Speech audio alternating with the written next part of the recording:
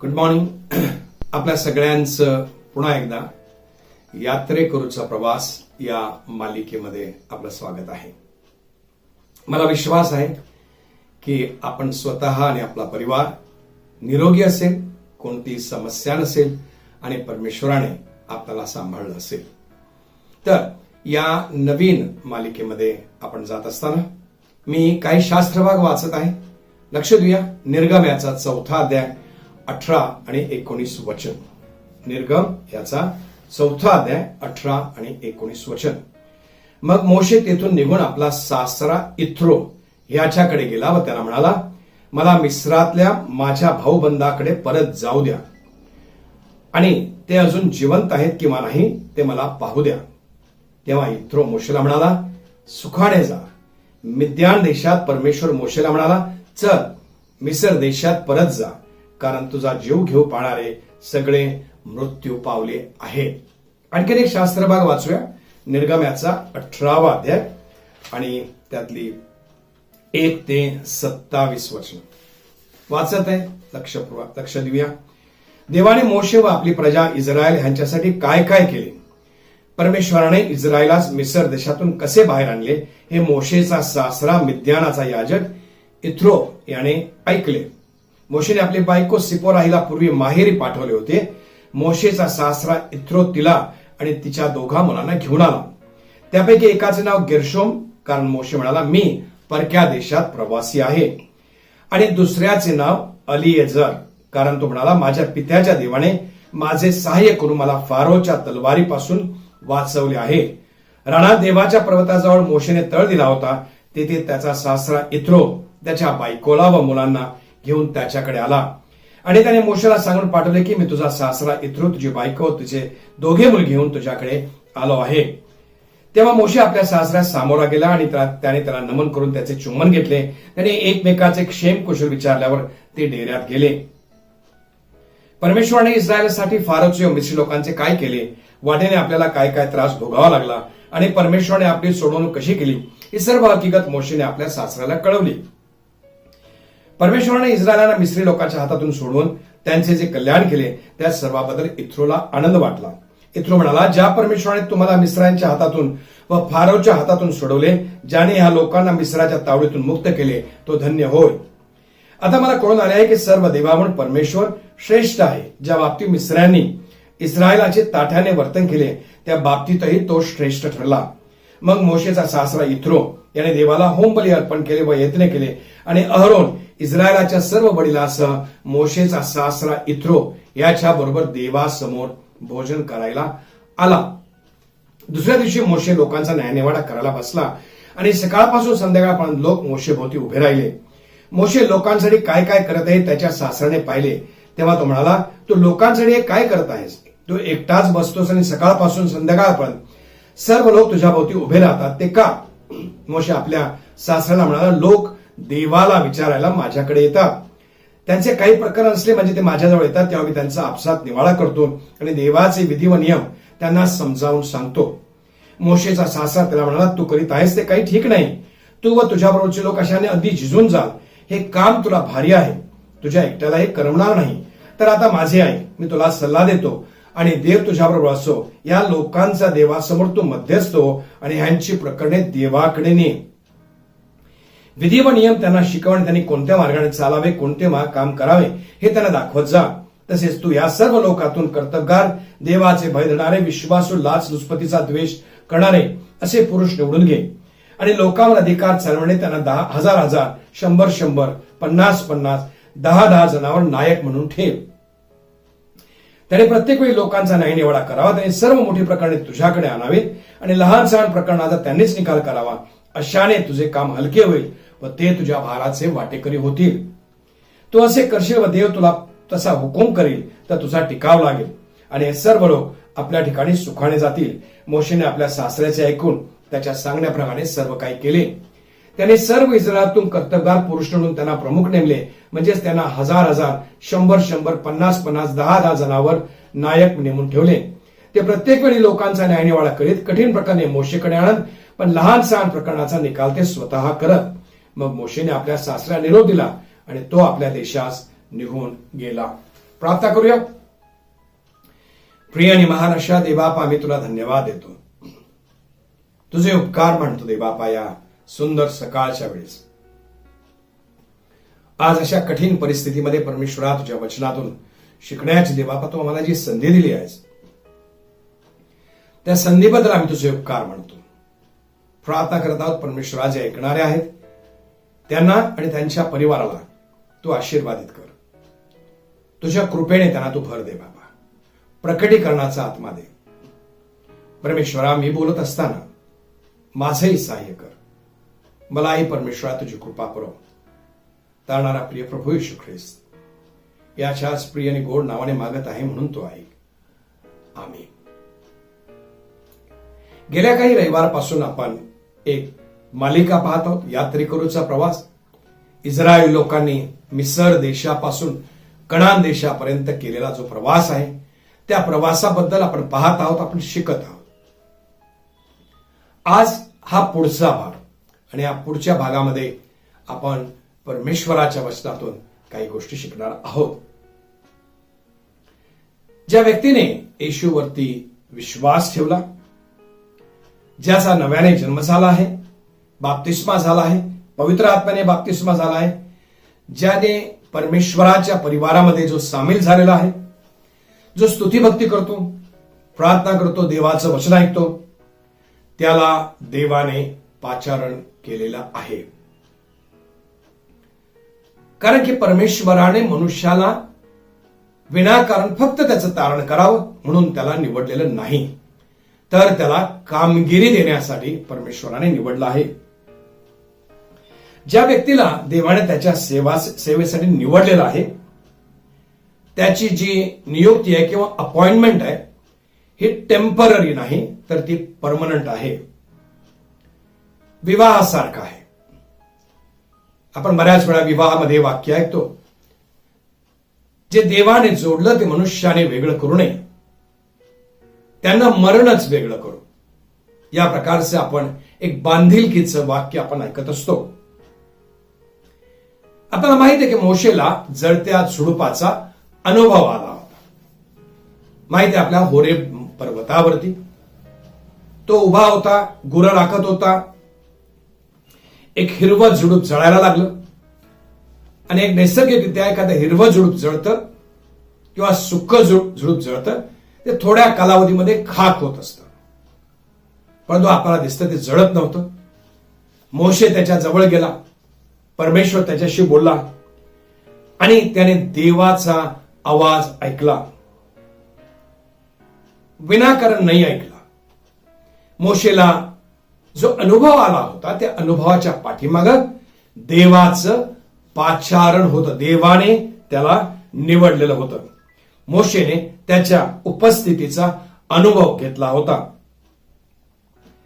तसं पाहता मोशे राजवाड्यात वाढला.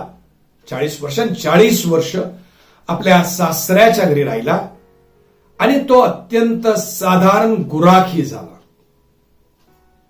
देवाचं वचन आपल्याला सांगतं 1 कोरिंथ्याचा 1 अध्याय आणि 17 वचनामध्ये पौल आपल्याला त्या ठिकाणी असं म्हणतो की मला परमेश्वराने बाप्तिस्मा करण्यासाठी नाही तर सुवार्ता सांगण्यासाठी पाठवले आहे किंवा पाचारण केले आहे असं म्हणायला हरकत नाही. मी वचन वाचत आहे ते 1 कोरिंथियरास याचा 1 अध्याय आणि 17 वचन. जर तुमच्याकडे जर बायबल आहे तर तुम्ही सुद्धा माझ्या बरोबर 1 कोरिंथियरास पत्र याचा 1 अध्याय आणि 17 वचन काढूया. कारण ख्रिस्ताने मला बाप्तिस्मा करण्यास नव्हे तर सुवार्ता सांगण्यास पाठवले, पण ख्रिस्ताचा वधस्तंभ व्यर्थ होऊ नये म्हणून ते वाक्चातुराने सांगण्यास पाठवले नाही. परमेश्वराने आपल्यासारख्या अत्यंत साधारण व्यक्तीला निवडलं याकरता की आपण त्याची सेवा करावी. 1 अध्याय आणि 18 वचनामध्ये काय म्हणत आहे? कारण ज्यांचा नाश होत आहे त्यांना वधस्तंभाविषयीचा संदेश मूर्खपणाचा आहे, पण ज्यांना तारण प्राप्त होते अशा आपणास तो देवाचे सामर्थ्य असा आहे. कारण मी ज्ञानाचे ज्ञान नष्ट करीन व बुद्धिमंताची बुद्धी व्यर्थ करीन असा शास्त्रलेख आहे. 20 वचन. ज्ञानी कोठे राहिला, शास्त्री कोठे राहिला, या युगाचा वाद घालणारा कोठे राहिला, देवाने जगाचे ज्ञान मूर्खपणाचे ठरवले की नाही. 27 वचन, तरी ज्ञानास लाजवावे म्हणून देवाने जगातील जे मूर्खपणाचे ते निवडले, आणि जे बलवान ते लाजवावे म्हणून देवाने जगातील जे दुर्बळ ते निवडले. प्रियांनो, येशू ख्रिस्ताचे शिष्य, ज्याने येशू ख्रिस्ताने ज्याला निवडलं, ते शिष्य अत्यंत साधारण लोक होते. मासे धरणारे कोळी जास्ती होते, कर गोळा करणाऱ्या व्यक्ती होत्या, अत्यंत साधारण अशा पार्श्वभूमीतले होते. तर आता यात्रेकरूचा जो प्रवास होता किंवा मोशेने जो प्रवास केला त्याबद्दल आपण शिकत आहोत, त्याबद्दल आणखी पुढे जाऊया. मोशेही अत्यंत साधारण झाला होता आणि त्याला देवाने निवडलं होतं. देवाने इस्रायलाची प्रार्थना ऐकली होती, मोशेला सुटका करण्यासाठी पाठवलं. जन्मापासून आपल्याला त्याची गोष्ट माहिती आहे. त्याचा जेव्हा जन्म झाला तेव्हा त्याच्या आईने त्याला कसं नदीमध्ये सोडून दिलं आणि मग तो कसा राजवाड्यामध्ये पोहोचला आणि त्या ठिकाणी तो 40 वर्ष वाढला. तो स्वतःच्या आईचं दूध प्याला, परंतु त्याचं संगोपन राजवाड्यामध्ये झालं. देवाचं वचन आपल्याला सांगतं, प्रेषितांचे कृत्य याचा 7वा अध्याय 22व्या वचनामध्ये, तो सर्व गोष्टीमध्ये अत्यंत पारंगत होता. उत्तम प्रकारे त्याचं मिसर देशामध्ये प्रशिक्षण झालं होतं. 40 वर्षामध्ये एका राजकीय घराण्यामध्ये राहून त्याचं उत्तम प्रशिक्षण झालं नव्हतं. आणि हे प्रशिक्षण झालेलं असल्यामुळे त्याच्यामध्ये आत्मविश्वास होता. निर्गमनाचा 2रा अध्याय 11 आणि 15 वचनामध्ये आपल्याला सांगितलं आहे की त्याने स्वतःच्या प्रयत्नाने त्याच्या भाऊबंधांना, म्हणजे इस्रायली लोक होते, त्या लोकांना सोडवण्याचा प्रयत्न केला. त्याने एका मिस्री व्यक्तीला मारलं, परंतु ते सगळ्यांना कळालं. स्वतःच्या ताकदीने करत होता आणि मी असं म्हणेल त्याला 10 पैकी 0 मार्क मिळाले आणि तो मिसर देशावरून पळून गेला आणि तो मिद्यान या ठिकाणी गेला. 40 वर्ष अरण्यामध्ये, इथ्रोच्या घरामध्ये, सासऱ्याच्या घरामध्ये घर जावई झाला होता. सगळं विसरला, शिक्षण विसरला. तो आता गुराख्यांची भाषा बोलायला लागला. राजकुमारासारखा राहणारा गुराखी झाला. आता हुद्दा नाही, पावर नाही, हातामध्ये तलवार नाही, काही नाही. आणि मोशे त्या ठिकाणी राहत असताना परमेश्वराने त्याला निवडलं. एक वचन वाचत आहे, निर्गमनाचा 3रा अध्याय आणि 11 वचन. निर्गमनाचा 3रा अध्याय आणि 11 वचन. जेव्हा मोशेला पाचारण झालं तेव्हा मोशेचा आणि देवाचा संवाद झाला. संवाद होत असताना 11व्या वचनामध्ये तो काय म्हणतो, तेव्हा मोशे देवाला म्हणाला, फारोकडून जाऊन इस्रायल वंशजांना मिस्रातून काढून आणणारा असा मी कोण आहे. मोशे देवाला म्हणाला, मला कशाला जबाबदारी देतोस, मी कोण आहे.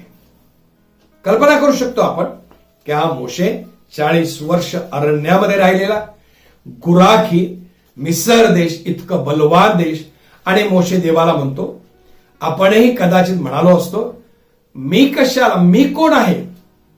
केव्हा केव्हा आपण एखाद्या व्यक्तीला आत्मिक जबाबदारी देतो तेव्हा ती व्यक्ती म्हणते, मी कोण आहे, मला कुठं जमणार आहे, आणि ती व्यक्ती ती जबाबदारी नाकारण्याचा प्रयत्न करते. परंतु देवाने मोशेला निवडलेलं होतं. इंग्रजीमध्ये म्हटलंय, if you make your self available God will make you able. याचा अर्थ तुम्ही जर स्वतःला देवाच्या कार्यासाठी जर स्वतःला वाहून घ्याल तर परमेश्वर तुम्हाला सामर्थ्य आणि शक्ती देईल. तो तुम्हाला सक्षम बनवेल असं म्हटलं जातं. हे वाक्य लक्षपूर्वक ऐका.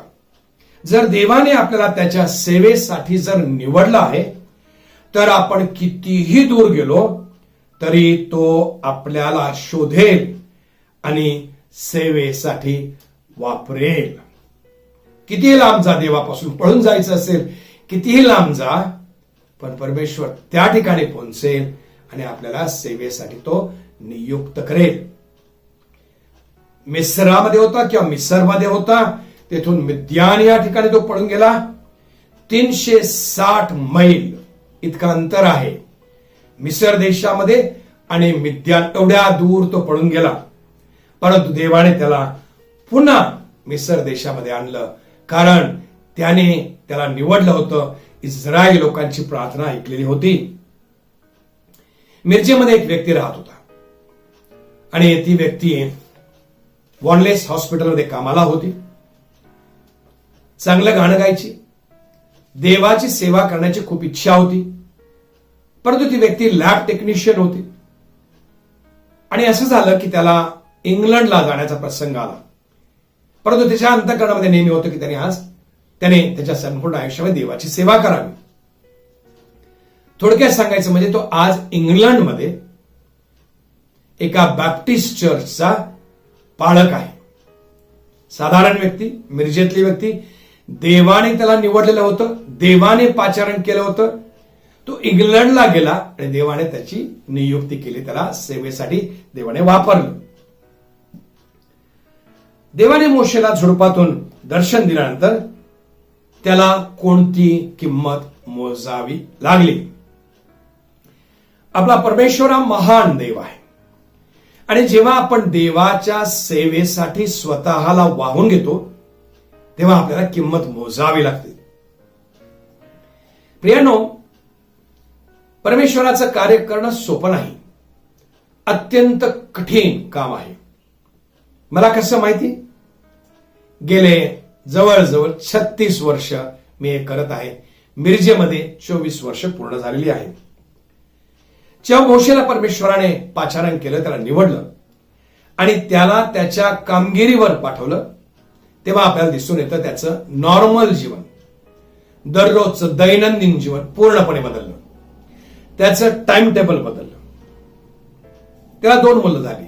गर्शोम नावाचं, म्हणजे याचा अर्थ होतो मी परका होतो, आणि एलिएजार याचा अर्थ देव माझी मदत करेल, देवाने मदत केली, असं त्या 2 शब्दांचा अर्थ आहे. तो 80 वर्षाचा असताना त्याने देवाची सुरुवात केली, देवाच्या सेवेची सुरुवात केली. सॉरी, मला नाही वाटत आपल्यामध्ये कोणीही 80 वर्षाचा असताना परमेश्वराच्या सेवेसाठी स्वतःला वाहून देत असेल. परंतु देवाने त्याला निवडलं होतं. 80 वर्षाचा अनुभव आणि त्यानंतर मिसरमध्ये जाऊन इस्रायली लोकांची सुटका. देवाने त्याला पाचारण केल्यानंतर त्याचं जीवन बदललं. जेव्हा तो सासऱ्याच्या घरामध्ये राहत होता, सकाळी लवकर उठत असेल, नाश्ता करून गोरडोर चारण्यासाठी जात असेल, संध्याकाळी घरी येत असेल आणि आपल्या बायका पोरांबरोबर तो वेळ घालवत असेल. परंतु जेव्हा त्याने देवाची सेवा करण्याचे किंवा देवाचं पाचारण, त्याच्या आज्ञा पाळण्याची जेव्हा सुरुवात केली, तेव्हा त्याला कठीण अशा समस्यांना तोंड द्यावं लागलं आणि त्याचं दैनंदिन जीवन, नॉर्मल जीवन बदललं. कारण आता सेवा ही 8 तासाची नव्हती, 24 तासाची होती. कधी कधी मला असं वाटतं की डॉक्टरांचं जीवन आणि पालकाचं जीवन सारखंच आहे. डॉक्टर नेहमी ऑन कॉल असतात. याचा अर्थ म्हणजे बोलावलं की त्यांना जावं लागतं. कोणीतरी सिरियस आहे की लगेच जावं लागतं. मोशेचं टाइम टेबल बदललं, नॉर्मल जीवन बदललं आणि त्याची सेवा आता 24 तासाची झाली. त्याचं आता टेन्शन वाढलं. फारो, अरोन, भीती, पीडा, चमत्कार वगैरे वगैरे वगैरे. आपण जर वाचलं हे पुस्तक तर आपल्याला कळतं की त्याला कोणत्या प्रकारचं मानसिक तणाव असावा. त्याच्या जीवनामध्ये या प्रकारचा मानसिक तणाव त्याने कदाचित कधीच अनुभवला नसेल. एका चांगल्या पारिवारिक जीवनातून तो बाहेर आला होता आणि आता त्याला मानसिक तणावाचा सामना करावा लागत होता. आपल्याला माहित आहे, ज्यांनी कोणी 10 कमांडमेंट्स हा पिक्चर पाहिला असेल तर त्यामध्ये आपल्याला दिसतं की मोशे कसा तो राजवाड्यामध्ये येतो, काठी फेकतो, त्याचा साप बनतोय वगैरे वगैरे वगैरे. फारोला पटवून देणं कठीण होतं.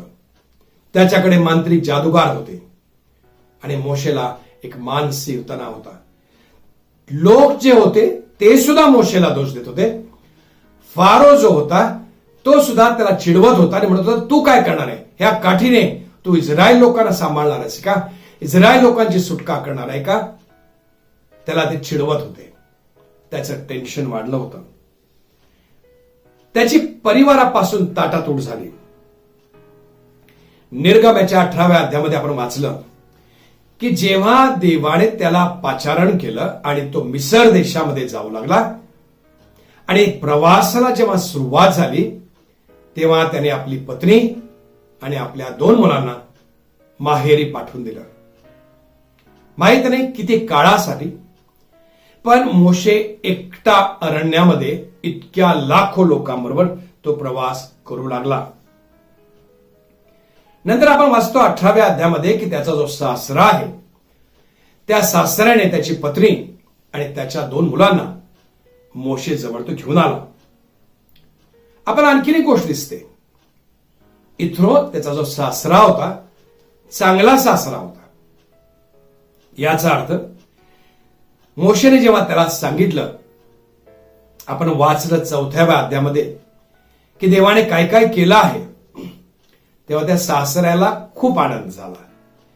बरेचसे सासू सासरे असतात, त्यांच्या जावयाने जर असं काहीतरी मोठं काम करायला घेतलं की त्यांना तणाव जास्ती होतो.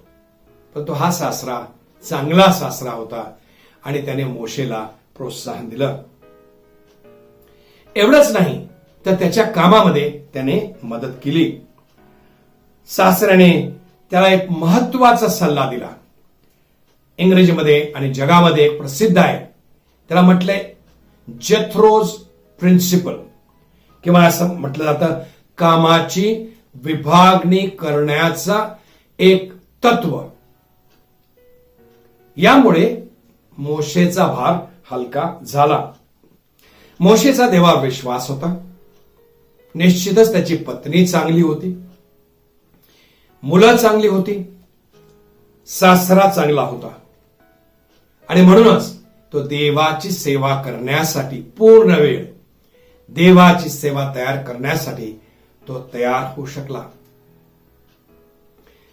मला आठवतं 1997 मध्ये जेव्हा आमच्या परिवाराने मी सगळं काही सोडून पूर्ण वेळ सेवेसाठी येण्याचा विचार केला, तेव्हा आमच्या मंडळीतल्या अत्यंत सिनियर व्यक्ती ती म्हणाले की तू करिअर सुसाईड करत आहेस, याचा अर्थ माझ्या भविष्याची मी आत्महत्या करत आहे. परंतु देवाने पाचारण केलं होतं, बोलावलं होतं, म्हणून मुंबई सोडून सगळं सोडून आम्ही या ठिकाणी मिरजमध्ये आम्ही आलो आणि गेले 24 वर्ष या ठिकाणी सेवा करत आहोत. अनेक वेळा देवाची सेवा करत असताना आपल्याला निराश करणारे अनेक लोक असतात. मोशेने जीवनाची शेवटची 40 वर्ष त्याने अरण्यात घालवली. जीवनाची 40 वर्ष त्याने अरण्यात घालवली. देवाने केलेल्या पाचारणाशी तो विश्वास राहिला. कधीच तो इस्रायली लोकांना सोडून गेला नाही. तो थकला, त्याला राग आला, कंटाळा आला, दुःखी झाला, एकटेपणाचा अनुभव आला, परंतु त्या इस्रायली लोकांना सोडून कधीच गेला नाही. तो देवाला सुद्धा म्हणतो की कोठवर मी या लोकांचं सोसू. देवाला सुद्धा कळून आलं की कशा प्रकारे मोशेला त्रास होत आहे. मोशेला तो म्हणाला मी यांचा मी नाश करीन, कारण की हे ताठ मानेचे लोक आहे. परंतु मोशे म्हणाला तसं करू नकोस दे बाबा. त्याने देवाला सांत्वन केलं, देवाला सल्ला दिला. त्याने कधीच सेवेचा त्याग केला नाही. जेव्हा आपण सेवा करतो ना किंवा मंडळीमध्ये आपल्याला एखादी जबाबदारी मिळते ना, आपल्याला असं वाटतं की पालकाने ती जबाबदारी दिली आहे. परंतु प्रियानो, मी तुम्हाला सांगू इच्छितो, पालकाच्या द्वारे ती जबाबदारी देवाने दिलेली असते. म्हणून आपण ती जबाबदारीचा कधीच त्याग करू नये. तो कनान देशामध्ये जाऊच शकला नाही. ज्या कारणासाठी मोशेने आपलं घरदार सोडलं, पत्नी मुलं सोडली, पूर्ण वेळ सेवा केली, तोच वतनादाखल देशामध्ये पोहोचू शकला नाही. मी जेव्हा हे वाचलं तेव्हा मला दुःख झालं. काय त्याला मिळालं? त्याच्या आयुष्याच्या शेवटच्या काळामध्ये 120 वर्षाचा असताना त्याला एकट्याला निबो नावाच्या पर्वतावर जावं लागलं. देवाने त्याला सांगितलं होतं. अनुवाद याचा 32वा अध्याय मी वाचत आहे, आपणही लक्ष द्या. अनुवाद याचा 32वा अध्याय. त्यामध्ये आपल्याला माहित आहे की परमेश्वराने त्याला काय सांगितलं. मी वाचत आहे, लक्ष देऊया. अनुवाद याचा 32वा अध्याय आणि 48 ते 52 वचन. त्याच दिवशी परमेश्वर मोशेला म्हणाला, मोआब देशात यरीहो समोर अबारीम पर्वताचे नबो म्हणून जे शिखर आहे त्यावर चढ, आणि जो कनान देश इस्रायली लोकांना वतन म्हणून मी देत आहे तो तेथून पहा. तुझा भाऊ अहरोन हा होर डोंगरावर मृत्यू पावून स्वजनास मिळाला, तसाच तूही या डोंगरावर चढून जाशील व तेथे मृत्यू पावून स्वजनास मिळशील.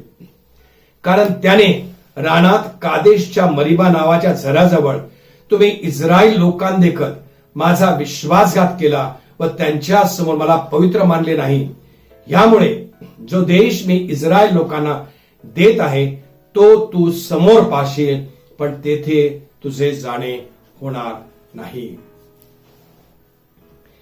किती तसं म्हटलं तर दुःखाची बाब आहे.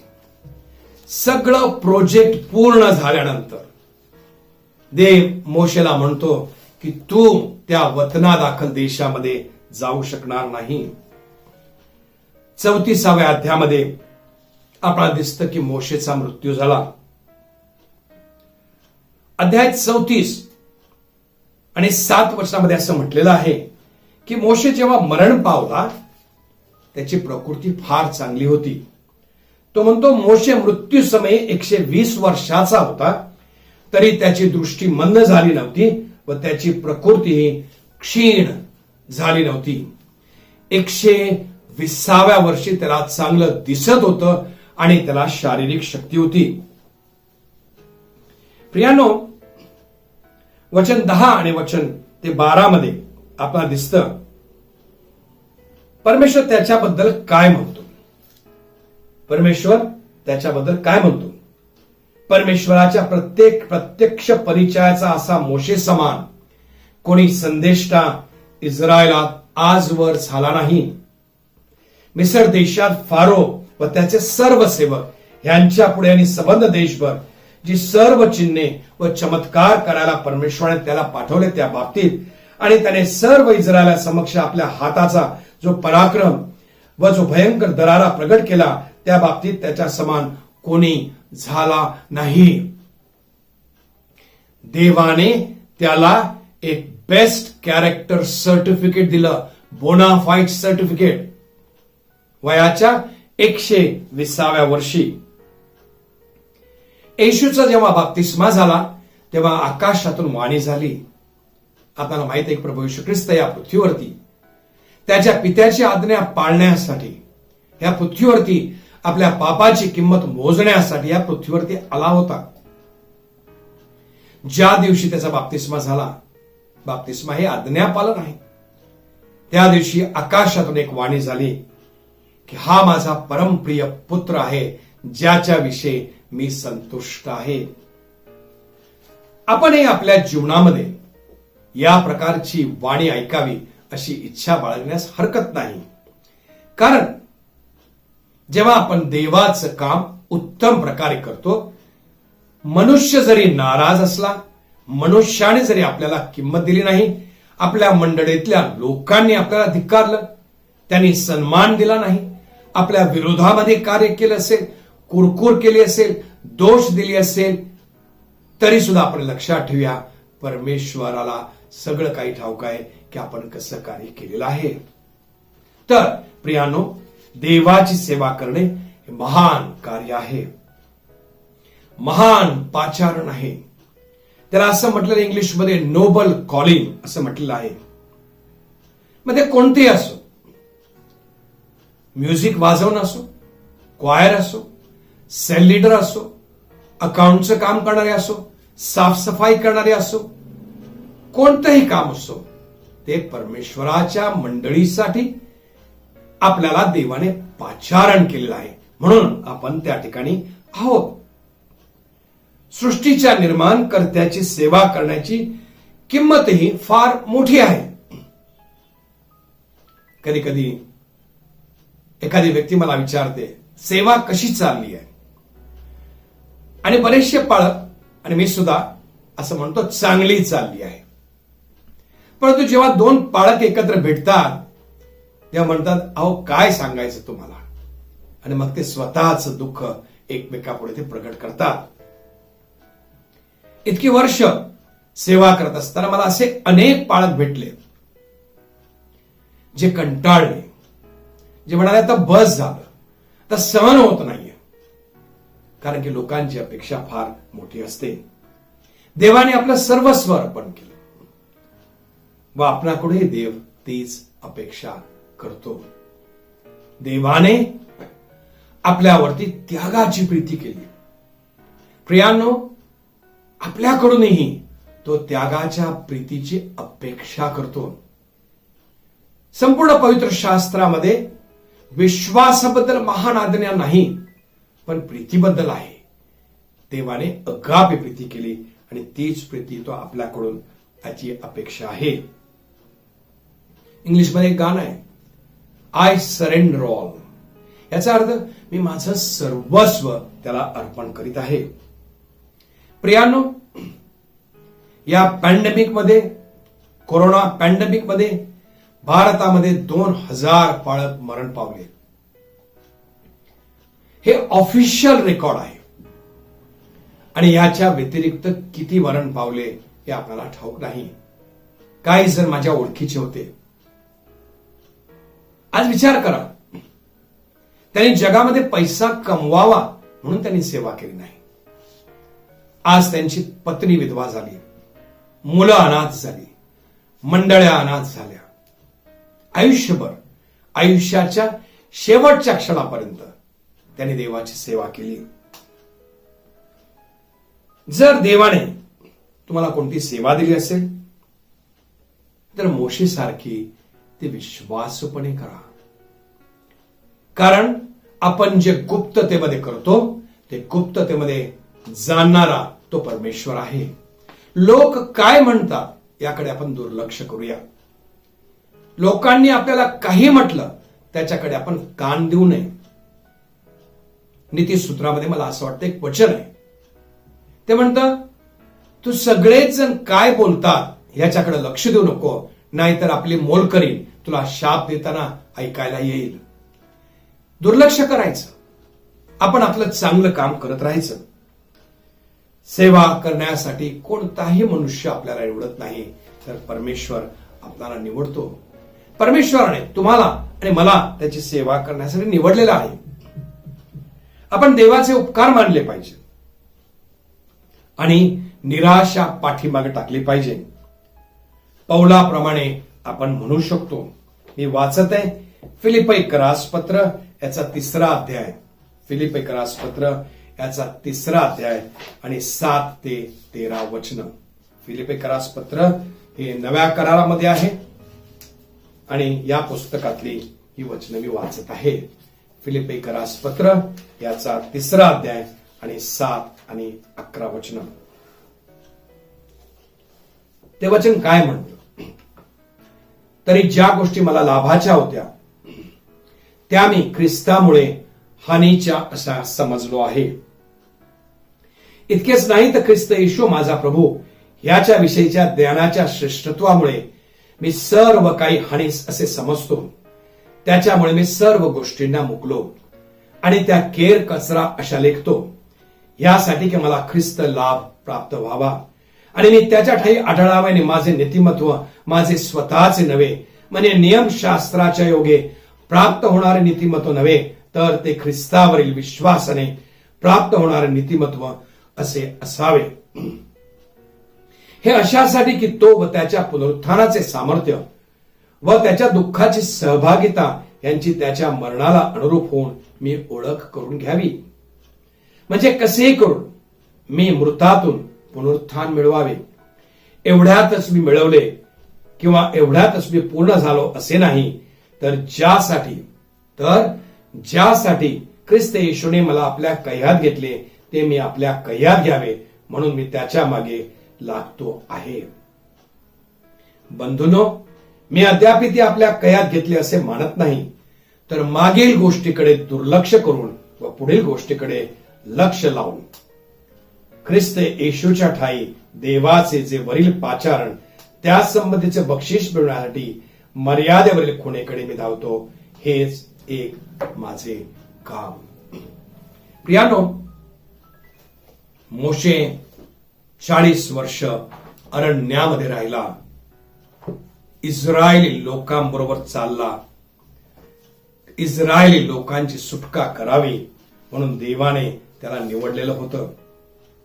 प्रियानो, जेव्हा मोशे कनान देशामध्ये पोहोचला नाही, त्यावेळेस निर्गमच्या पुस्तकामध्ये आपल्याला दिसून येतं की त्याने इस्रायली लोकांना आशीर्वाद दिला.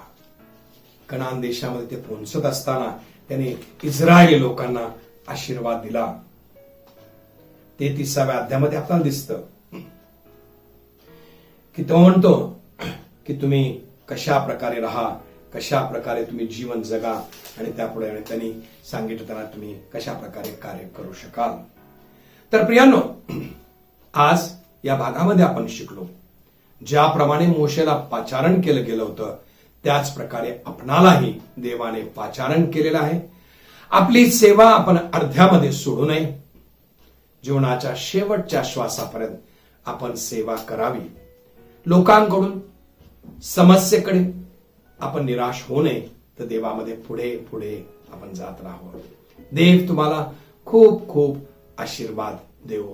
प्रियांनो, जर तुम्हाला ही व्हिडिओ आवडली असेल तर इतरांना ही व्हिडिओ पाठवा, इतरांना प्रोत्साहन द्या. आपले पालक, आपले नेते, त्यांना प्रोत्साहन द्या, कारण सेवा कठीण आहे आणि त्यांना तुमच्या प्रोत्साहनाची खूप खूप गरज आहे. आपण प्रार्थना करूया. प्रिय आणि महान अशा देवबापा, आम्ही तुझे उपकार मानतो देवबापा. तुझ्या सेवेकरता देवबापा तू आम्हाला योग्य समजलास, याबद्दल आम्ही तुझे उपकार मानतो. परमेश्वरा, मोशेने त्यागाचं जीवन जगला. त्याने आपल्या सर्वस्वाचा त्याग केला आणि त्या पर्वतावरती, निबो पर्वतावरती शेवटी एकटा राहिला. आम्ही यावेळेस मागत आहोत, प्रिय परमेश्वरा, ऐकणाऱ्या प्रत्येक व्यक्तीला तू आशीर्वादित कर. तुझ्या कृपेने आणि ज्ञानाने त्यांना तू भर दे बाबा. तुझी बुद्धी आणि तुझी शक्ती त्यांना पुरव दे बाबा, याकरता की त्यांनी तुझं कार्य कुठेही न थांबता अविरतपणे करत राहावं दे बाबा. जर आमच्यामध्ये जर कोणी आजारी असेल तर परमेश्वरा त्यांना आरोग्य दे दे बाबा. प्रार्थना करते त्यांची मुलं तू सांभाळ. या परिस्थितीमधून जात असताना आमचा हात पकड दे बाबा. ज्याप्रमाणे पिता आपल्या मुलाचा हात पकडतो त्याप्रमाणे तो आमचा हात पकड. आमची भीती, आमच्या काळज्या, चिंता, भविष्याबद्दलचे विचार तू दूर कर आणि तुझ्या स्वर्गीय शांतीने तू आम्हाला भर. तारणारा प्रिय प्रभू येशू ख्रिस्त, याच्याच प्रिय आणि गोड नावाने मागतो म्हणून तो ऐक. आमीन.